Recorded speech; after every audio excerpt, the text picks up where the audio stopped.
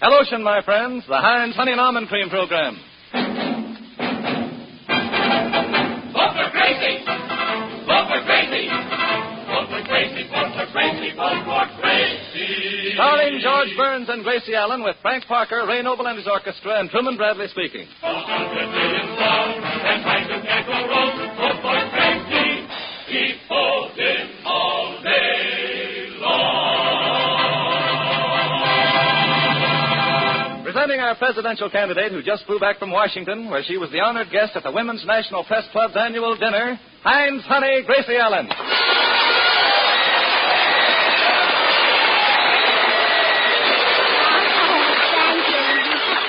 Thank you very much. And now presenting her partner, who just got back from the opening of a meat market, George Burns. Thank you, my friend, and you are my friend. Oh, he is not. It's your brother Willie. I noticed that suit looks familiar. Say, Gracie, we're all dying to know what happened in Washington. Well, it's a long story, so I'll tell it. Good. Now, I met Mrs. Dewey, Mrs. Vandenberg, Mrs. Burton Wheeler, Mrs. Bennett Champ Clark, and I met, what's her name now?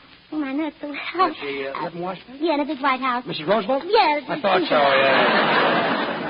Oh, George, you should have been at that dinner. What would I be doing there? Well, all the wives of the other candidates were there. Well, I didn't have what to wear. You mean you had to stay home and watch the children? Quiet. Gracie, you spoke at this banquet in Washington. What happened? Yeah, tell us the details, Gracie. Well, I got on the plane at Burbank. Yes. Oh, and what a plane. The cutest pilot you ever saw in your life. Gracie, the banquet. Oh, I'm coming to that. Oh. He had blue eyes and brown shoes. Nice combination. Yeah, wasn't he? Yes. Say, Gracie, it was pretty cloudy that day. How was the visibility? Oh, pretty fair. I was sitting on his lap, but he could see over my shoulder. Gracie, the banquet. I'm coming to that. Say, George, if Gracie is elected, what are you going to do? You think you're kidding, huh? I'm beginning to worry, too. Well, don't worry. You can always write a column, and I can correct the spelling. Well, thanks, kid. Oh, and George, what a thrill I got. There we were flying 10,000 feet over the Grand Canyon, and the pilot let go of the controls and put both arms around me. Did he start falling? Oh, you threatened. I fell for him, too. Gracie, did you ever get to Washington? Well, where do you think I made that speech? Speech? Yes, What speech? at the banquet. Well, what did you say? Oh, coming to that. Well, come to it. And we flew over Texas. Freddie the pilot, you know, he's the pilot. Yes, so I know. Well, he had a little trouble. He stuck his left hand out to make a left-hand turn and got it caught in the propeller. Did he ever stick his right hand out? Yeah, and Mr. Garner shook it for 20 minutes. Well, that's fine. And then, George, why is it that I always get dizzy when I'm up in a plane? Well, Ray, it's the altitude that affects you. Well, then why is it I'm dizzy when I'm not in a plane? Maybe you were born that way. Maybe you're right, old man. I know I was born. Well, that's something. Because I remember the stork made 7 trips with me. 7 trips? Yes, my parents kept rejecting me. Well, they shouldn't have given up so easily, and cheerio. Oh, cheerio. Cheerio. Oh, George, isn't that right silly? You talk about one thing and he talks about something else. But you're all right, huh? Yes. How about the speech? Well, I didn't make that until I got to Washington. Well, please get to Washington. Coming to that. So the plane was going about 150 miles an hour, and we were flying upside down. And I said to Wait a Freddie... minute. You were flying upside down? Well, it was raining, and I didn't want to get my hat wet. Well, that's fine. A $10 hat and a $90,000 plane. So I said to Freddie, that's the pilot. I know that's the So pilot. I said to him, I said, stop at the World's Fair for a second, and we landed in front of the Hall of Mirrors. You stopped in front of the Hall of Mirrors? Yes, my nose was shining. Oh, nuts. So then we took off again and finally landed in Washington. And you said goodbye to Freddie? Yeah, but by that time we were engaged. Well, did he give you a ring? No, he couldn't afford a ring, so he gave me the plane.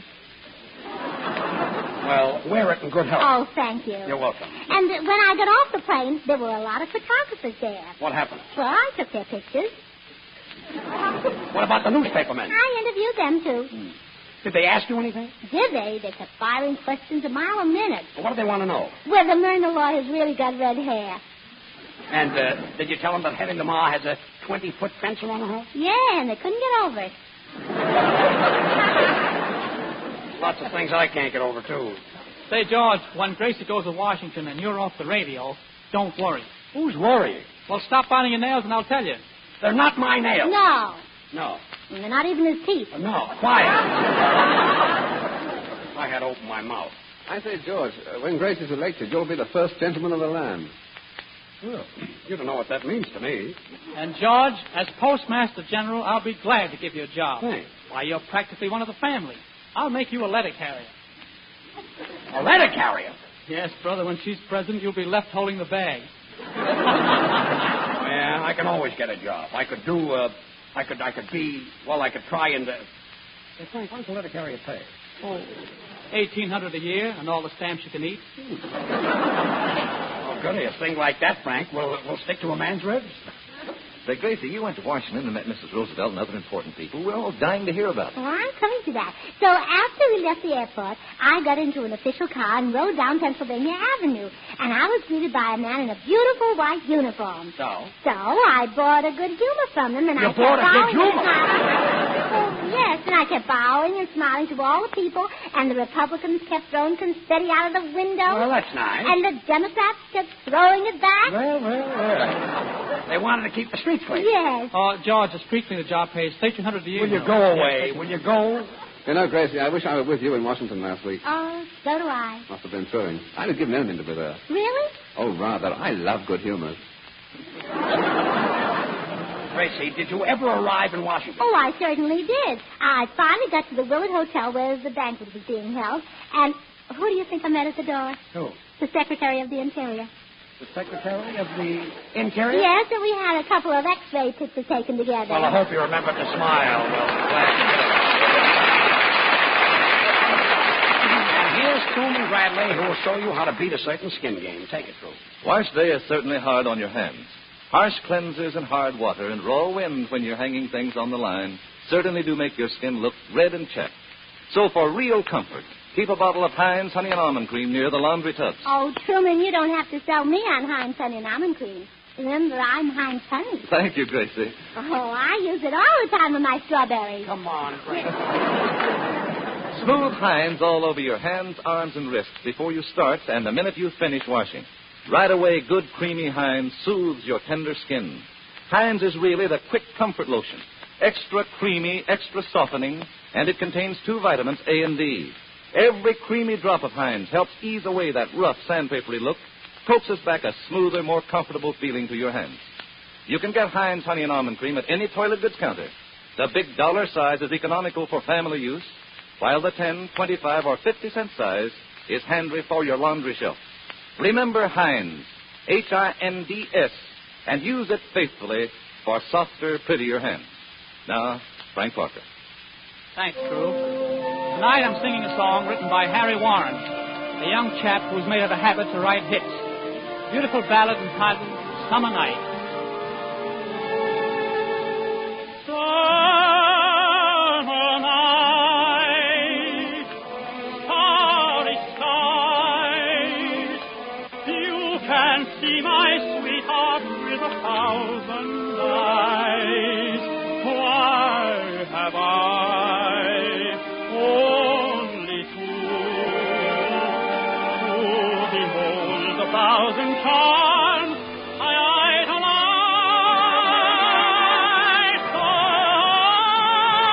Summer night, you arrive. Who come in her window when the day is through? She tells you all her thoughts in the fading candlelight. Summer night, oh how I envy you.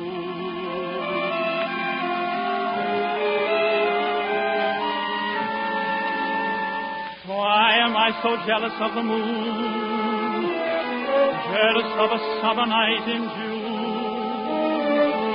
Why can they remain beside my darling while I must leave so soon? Summer night, you've arrived to come in her window when the day is through. She tells you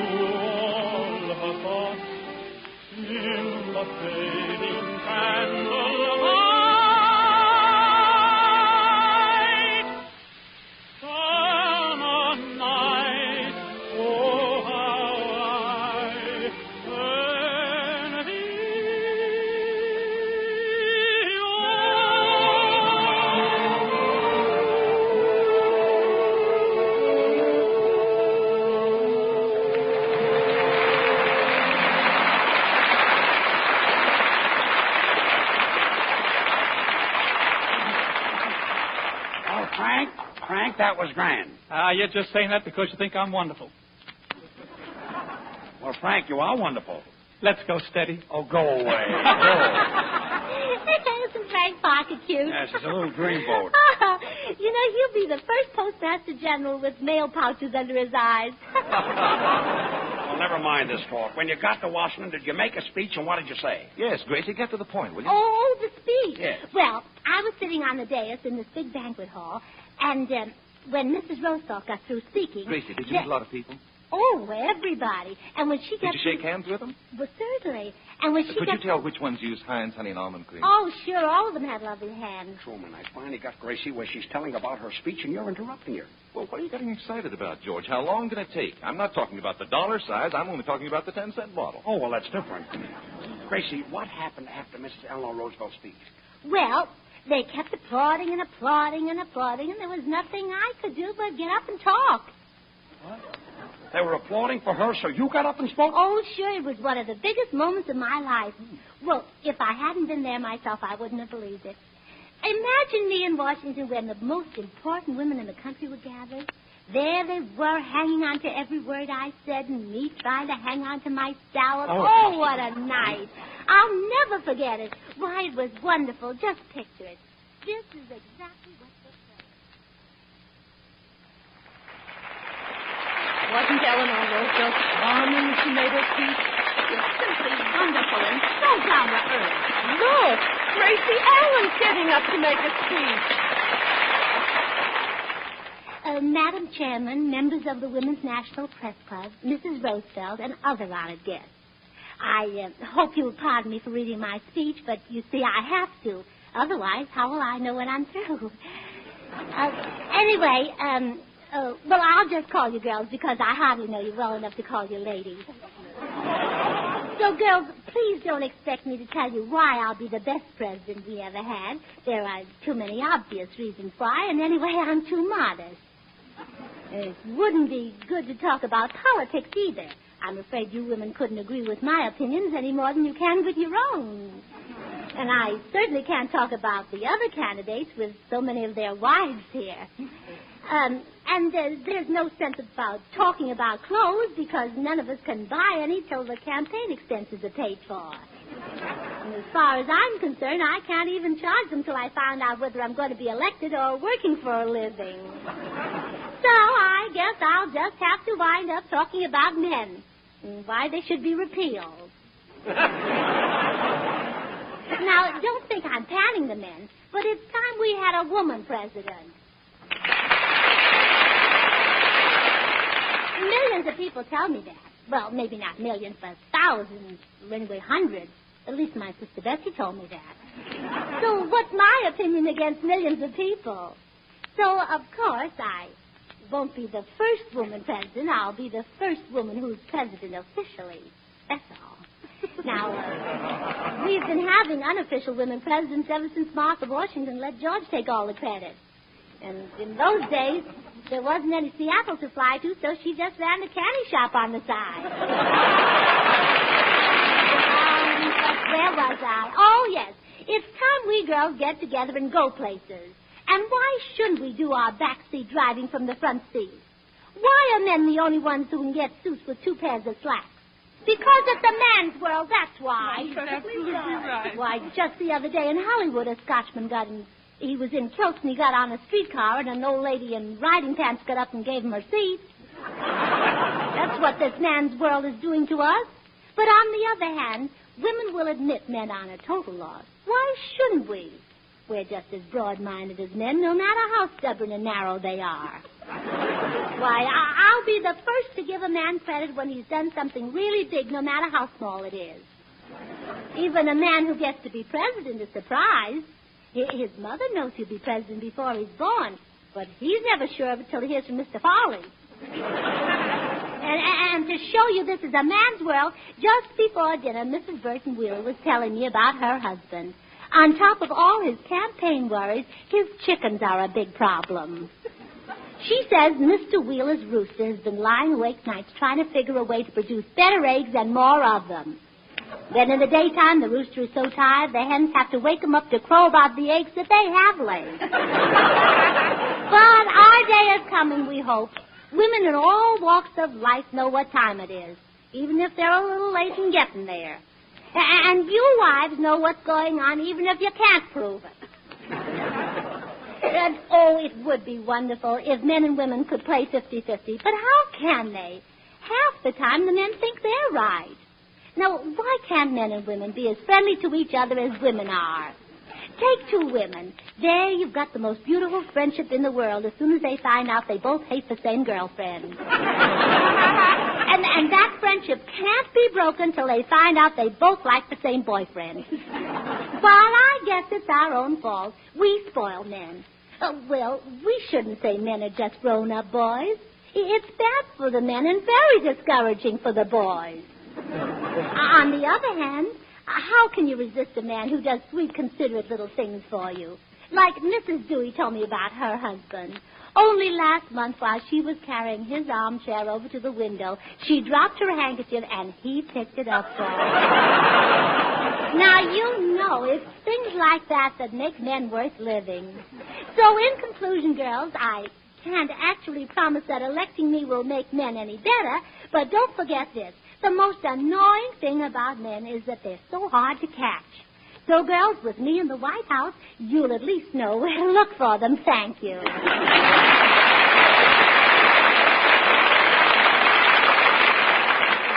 So, you see, George, that's what happened. Say, that was a good speech. How did they like it? How did they like it? Well, I've never seen waitresses more excited. Waitresses?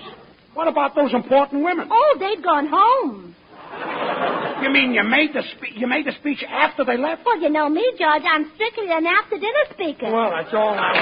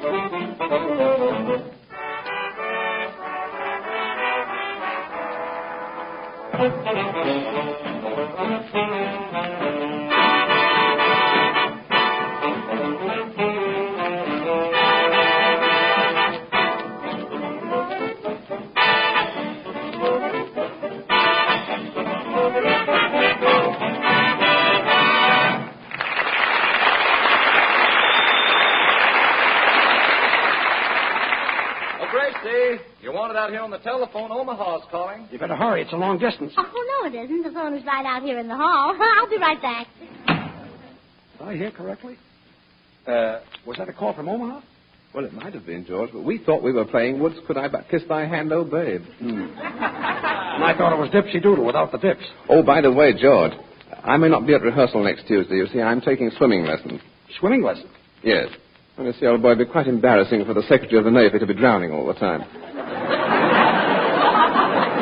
Well, don't worry about that, Ray. The fish will always throw you back. Yes, and Ray, while you're down there, don't forget to call up Blue Point, 9908. Who's that? Minnie the Mermaid. And if a man answers, it's Johnny Weissmuller. You know, when Gracie's president and goes out fishing, I'm going to supply her with a submarine. What's that, to keep the sun out of her eyes? No, that's so she can see whether the bait is still on the hook. I wonder who could be calling Gracie in Omaha. Me too, George. I'd give the 25-cent bottle to know. Well, I say, George, can a person get vaccinated against seasickness? Yeah, but only on his father's side. Why, Ray, don't you know that seasickness is nothing to worry about? Well, you know what hiccups are. Yes, Frank. Well, it's the same thing with bumps. Look, let's drop the whole thing and not even talk about the Navy. You mean goodbye, Mr. Ships? Yeah, goodbye. Secretary of the Navy taking swimming. I'm back. Oh, Gracie, who phoned you from Omaha? Oh, I was talking to Dan, and I said to him... Dan? Yes, and I said to him... Who's that? Dan Butler, mayor of Omaha. And I said to The him... mayor of Omaha? Well, sure, every city has a mayor, you know. Oh, thanks. And they want me to hold my surprise party convention there in May. You mean to say the people from Omaha actually want you to hold a convention there? That's what Dan Butler said. Have the people going out of their minds? Yes, but they'll be back in time for my convention. St. Clair Lewis says it can't happen here. Oh, it's going to be more fun. Union Pacific is going to have a special train for me. The mayor is having a special key to the city made for me. The businessmen are going to have torchlight parades for me. And the people will have street dances for me. Oh, there'll be about 300,000 visitors there to cheer for me. And my sister Bessie's going to be there. Bessie? Well, she's going to vote for me. Well, then you can't lose. Hello, Pres. Oh, hello, Bubbles. What's new since I've been gone? Oh, nothing much. But when I was crossing Vine Street the other day, I was hit by a truck. Hurt? Yes, but they'll be able to get it fixed. Well, that's a load off my mind. Come in. Pardon me, is Miss Allen in? I'm Miss Allen. Oh, Miss Allen, I met you in Washington last week. Oh, I remember you. Congressman Boone. No. Oh, Senator Hatch? No. Oh, well, I give up. Who are you? The good humor man. You forgot your chain. Oh, isn't he honest? And she's running for president. Say, Gracie, he's got pretty eyes. Say, if you think his eyes are pretty, you should taste his orange sherbet. Well, tell me about the banquet, Gracie. What were the candidates' wives wearing? Well, I couldn't tell. They all had big signs in front of their dresses. Signs? Yes, saying, vote for my husband. And, Gracie, what did you wear? Well, it was very formal, so I wore that evening gown with the champagne stains. With the champagne stain? Yes. What was it, Mums, 1928? No, Bessie's 1395.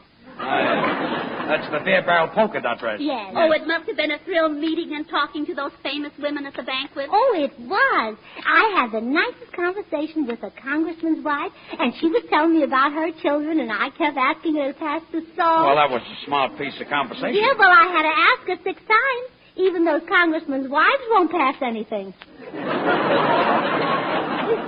Bubbles, I've got a little news for you. Gracie is holding her surprise party convention in Omaha. I love Omaha. I lost 3 pounds there. Is that so? Is it definitely settled, Gracie, that we're going to Omaha? Oh, sure, Ray. Well, then I'd better go home and start shaving.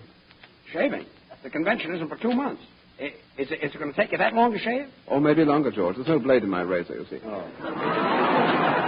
Well, you know that old saying, Ray. You can't get blade out of a turnip. Oh. How do you like that, Frank? Anchor. Anchor? It sinks. It does. Say, Gracie, on that trip to Omaha, do you mind taking my mother-in-law? Well, not at all, Truman. But thanks. My wife and I'd like to be alone for a while. We're not going to Omaha for 2 months, and everybody is getting ready. So is Laura. Who is Laura? My kangaroo. Oh, your kangaroo. The one you're using, the Party emblem. Yes, Yes, I thought that's so. right. Don't tell me a kangaroo is going to Omaha with you. Well, she's home right now packing her bag. She is,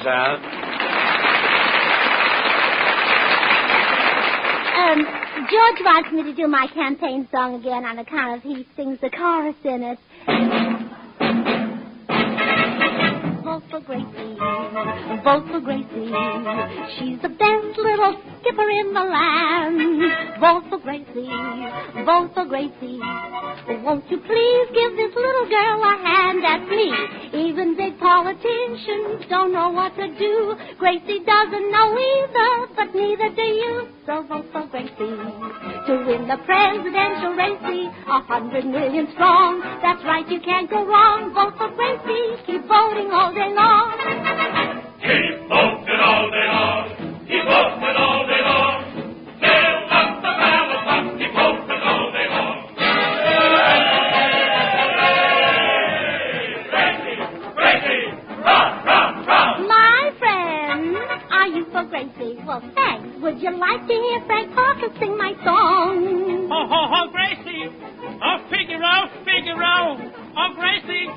It's awfully high, don't you know? I'm for Gracie. To lead the boys of Mary Chasey. 100 million strong. That's right, you can't go wrong. Vote for Gracie. Keep voting all day long. All right, George, here's what you've been waiting for. Oh, vote for Gracie, so I can be by myself. Please vote for Gracie, so I'll be happy on the shelf. If she's elected, I'll be neglected. And I can stay home and play solitaire and keep that silly game out of my hair. Gracie, vote for Gracie, vote for Gracie, vote for Gracie. 'Cause her hands are the softest in the land. Vote for Gracie, vote for Gracie, vote for Gracie, vote for Gracie. Now let's have Truman Bradley take the stand. Why don't you be like Gracie? Be fair to yourself. Keep Heinz Honey and Almond right there on your shelf. Goodbye to Triumphant. Let's get together now and clap hands. And for a thrill and do, we'll tell you what to do. Vote for Gracie, and she'll shake hands with you. Vote for Gracie, yes, yes. Vote for Gracie, yes, yes. If the country's going, Gracie, so can you. Hey! Vote, vote, vote, vote, vote, vote, vote. Uncle Sam, let me paddle your canoe. I'm just like Joan of Arc, I hear destiny call. It's the call to the ballpark to throw out the ball. Well, vote for Gracie to win the presidential race. 100 million strong. That's right, you can't go wrong. Vote for Gracie. Isn't it thrilling? Keep voting all day long.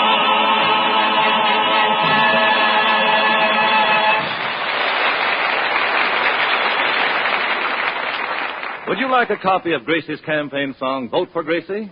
Yes, I mean the actual sheet music, complete with lyrics and verses. Well, here's how you can get a copy of this song. Just write your name and address on the back of a Heinz Honey and Almond Cream carton. That 25, 50-cent, or dollar-size carton, or 2 10-cent size cartons, and mail it to Gracie Allen, Hollywood, California. That's all. Then in a few days, you'll receive your copy of Gracie's campaign song, Vote for Gracie. Oh, I almost forgot. This sheet music has a swell picture of Gracie on the cover, too, which shows how sweet and lovable Gracie really is in person. You can get Heinz Honey and Almond Cream at any toilet goods counter. You'll find every creamy drop of this quick comfort lotion helps ease away that rough, sandpapery look, coaxes back a smoother, more comfortable feeling to your hands. So get a bottle of Heinz tonight and use it faithfully for softer, prettier hands. And remember, write your name and address on the back of the carton and send it to Gracie Allen, Hollywood, and you'll get your own copy of Gracie's great campaign song, Vote for Gracie. Thanks, Truman. Well, Gracie, say good night. Well, good night. And when I'm in the White House, you're all invited to come and have tea with me. But don't forget to bring your own lemon, as I'm cutting down on the budget, you know. Good night. Have you tried the new hand cream in jars made by the makers of the famous Heinz Honey and Almond Cream? Just like the creamy Heinz, which you know so well, the new Heinz